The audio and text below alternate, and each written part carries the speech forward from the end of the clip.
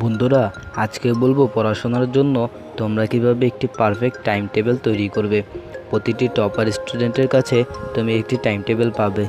Student life ছাড়াও একটি ভালো টাইম টেবিল আমাদের অনেক কাজে লাগে।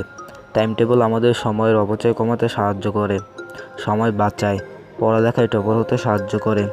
একটি পারফেক্ট টাইম টেবিল তৈরি করতে তোমাকে কিছু টিপস ফলো করতে হবে।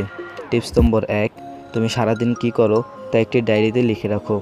যেমন তুমি দৈনিক কতক্ষণ ঘুমাও, কত ঘন্টা মোবাইল এবং সোশ্যাল মিডিয়াতে সময় কাটাও, কত ঘন্টা তুমি বাইরে খেলাধুলা করো ইত্যাদি। এরকম করে তুমি সারাদিন যা যা করো তা লিখে রাখো।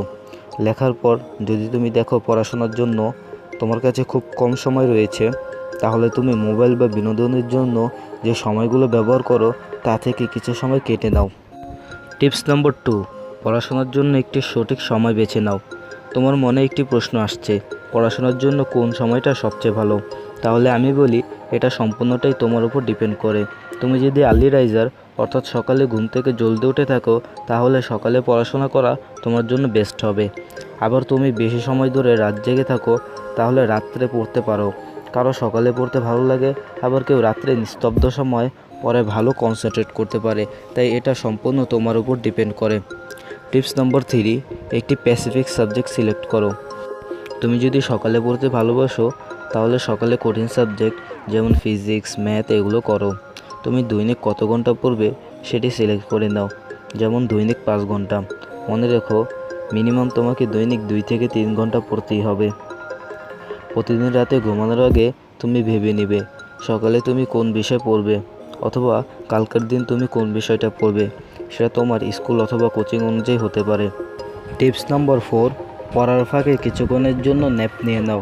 আমাদের মাইন্ড একটি বিষয় একটানা ফোকাস করতে পারে না, আমাদের মাইন্ডকেও রেস্ট নিতে হয়। তাই প্রতি 1 ঘন্টা পর পর 10-15 মিনিটের জন্য রেস্ট নাও। চাইলে বাইরে গিয়ে কিছুক্ষণের জন্য হেঁটে আসতে পারো।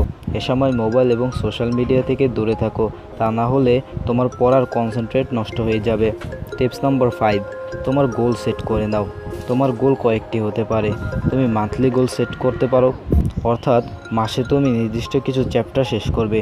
সেই হিসাবে তুমি উইকলি গোল এবং ডেইলি গোলও সেট করতে পারো। তোমাকে ডেইলি গোল পূরণ করতে হবে। ডেইলি গোল পূরণ হলে তোমার উইকলি গোল পূরণ হবে, আর উইকলি গোল পূরণ হলে তোমার মান্থলি গোলটাও খুব সহজে পূরণ হয়ে যাবে।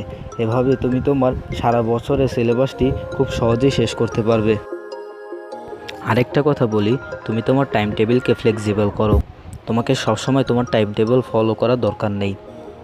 আরে কি বলছো ভাই, টাইম টেবিল বানিয়েছি আর সেটি ফলো করব না? করো, তবে তুমি তো সবসময় তোমার টাইম টেবিল ফলো করতে পারবে না।